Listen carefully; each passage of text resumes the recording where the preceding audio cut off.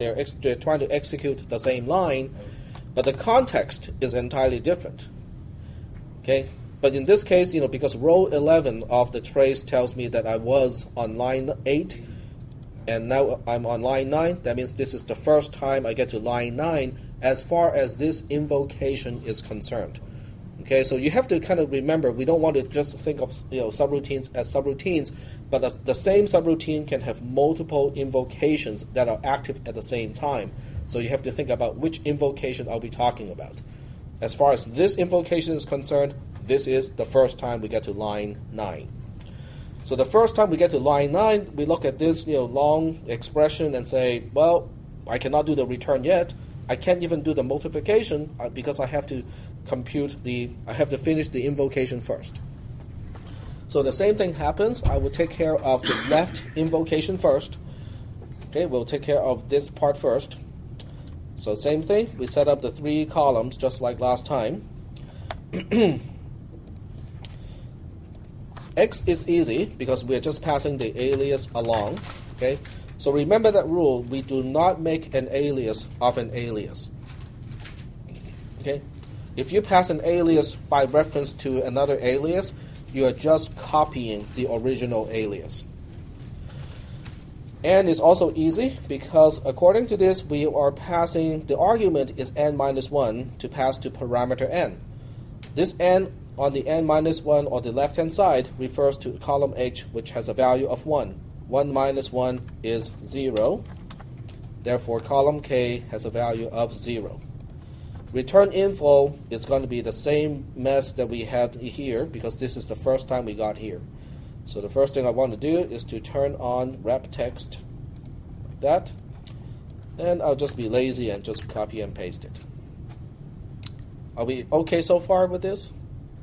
Because once again, we are just evaluating the left invocation of line 9. As a result, the return info would look like this. Are we doing okay? I just don't know why you don't do the second side yet. I don't do... Because we're not done with the result the first time. We are not done with this one yet. When I get back, I'll deal with the other side. Oh, okay. Yeah, you have to return back on the side. Yeah, that's the way. So you have to get a value for return before you move on to the next. Correct. Yep. Okay. We have to go as deep as we can until we can go no deeper, and as we return, then we can explore the other paths. Okay. So after we set up column J, K, and L, we can continue execution inside the subroutine. The subroutine starts with line 4. Line 4 is asking the same question, except this time the answer is true because n does equal to 0 this time. Well, that makes things just a little bit easier because we can move on to line 5. Line 5 is adding 1 to x. X is an alias of column C. Column C has a value of 5. 5 plus 1 is 6.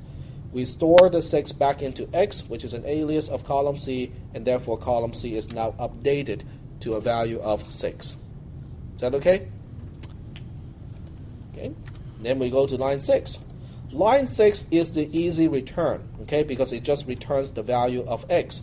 X refers to column C. Column C has a value of 6. So we are just effectively returning a value of 6. Exactly. Okay.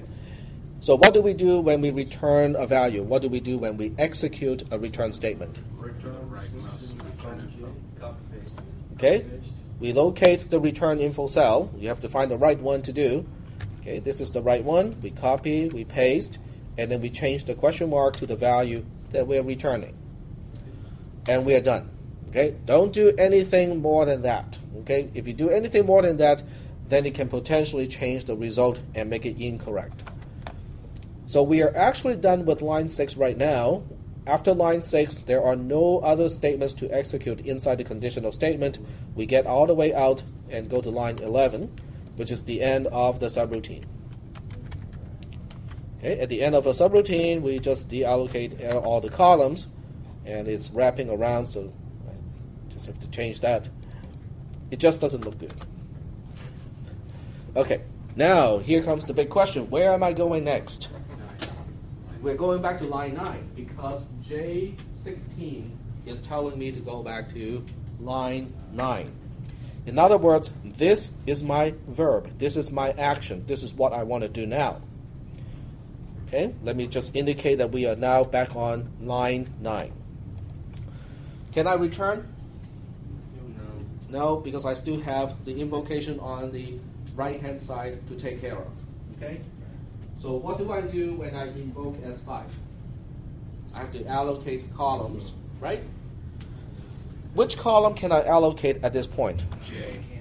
J, K, and L again, okay? Because we just deallocated those 3 columns, so they are now available again to be reallocated. Okay, so we reallocate column J for return info, column K for N, and column L for X. X is easy because it is always just an alias of column C. What about N? Okay, let me just split the screen in a slightly different way so we can see the current context here.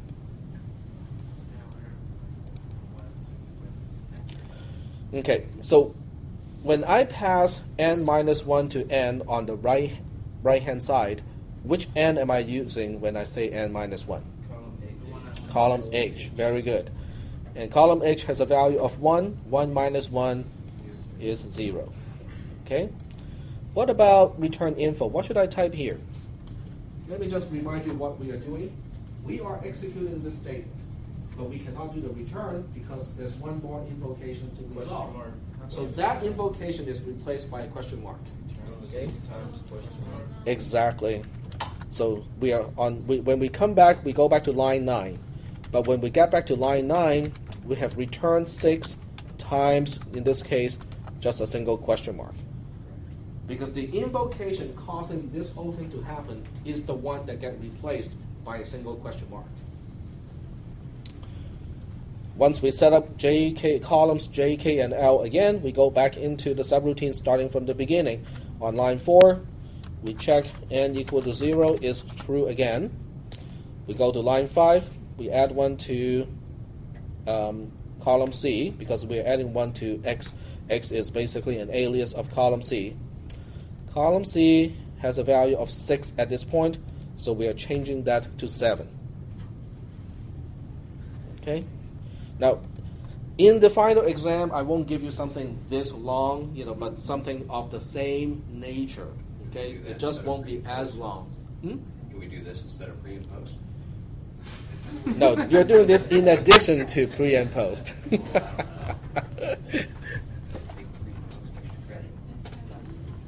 Well, this one is long because I give you, I start with a value of 2. If I give you 1, it is going to be half as long. Okay, so after line 5, we go to line 6 again. Line 6 is the easy return. It's just returning whatever value X has. So once again, we do all the boring stuff that the return statement has to do.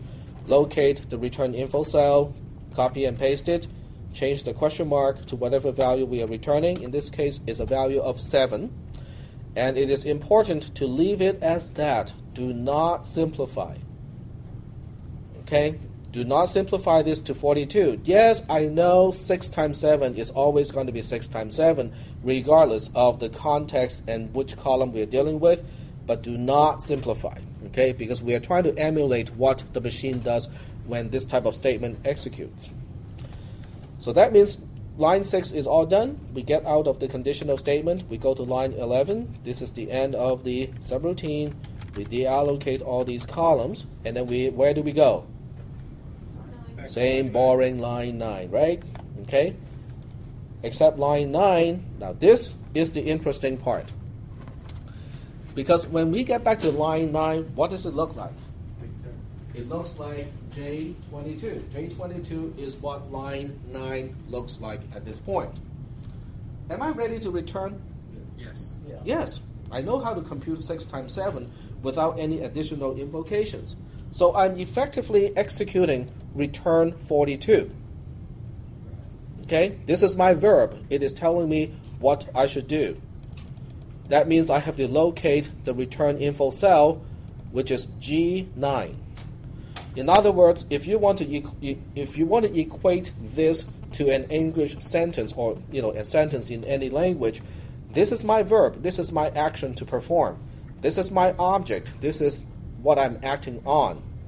And the result is going to be here, just changing the question mark to 42. Okay? So let me just do this part again. You can watch the clip again if you want to, but it is better if I just do it again here. Okay, after line 11, okay, which is the end of the subroutine, I have to rely on the return info to tell me where to go back to and what else I have to do on that line. J22 tells me not only to go back to line 9, but also to execute return 6 times 7 once I get back to line 9. I'm back to line 9 now. I'm executing this statement, which is return 6 times 7.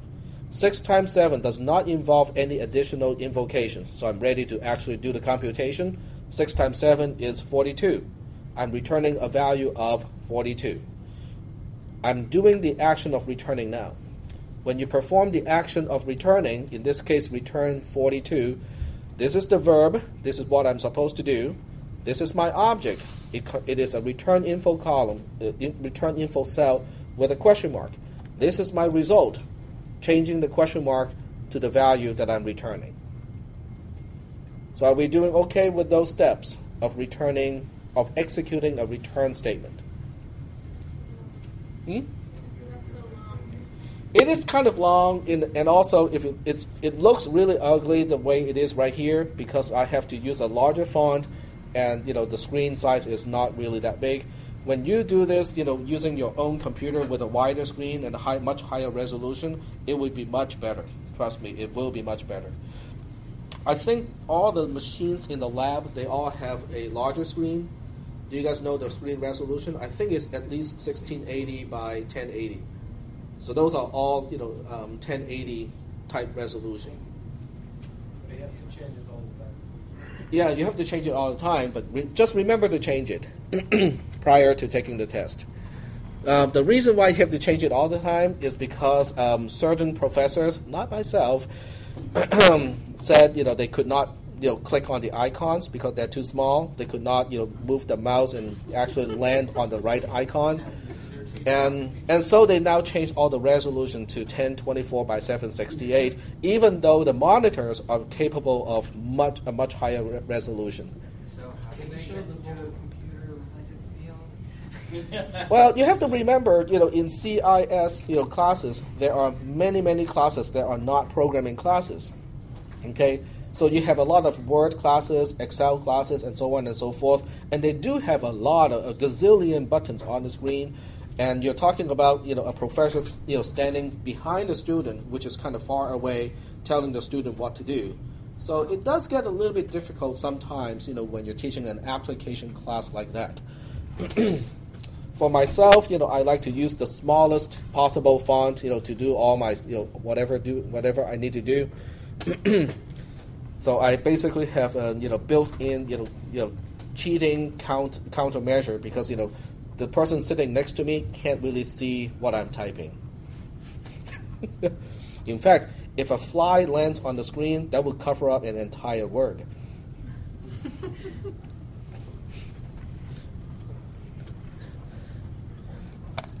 But this way, I don't have to scan. I don't have to pan and scan on the screen nearly as much. Okay, so are we convinced that when we execute line 9 being like this is the result of that? Is that okay? Okay. So with that all cleared, the rest of this trace is just going to be mundane and kind of boring. What do we do after line 9? Now, don't ask me the question of, but this is not done yet. The other side of the invocation is not done. I know it is not done, but it is not the job of a return statement to do it. Okay? The job of a return statement is just to change the question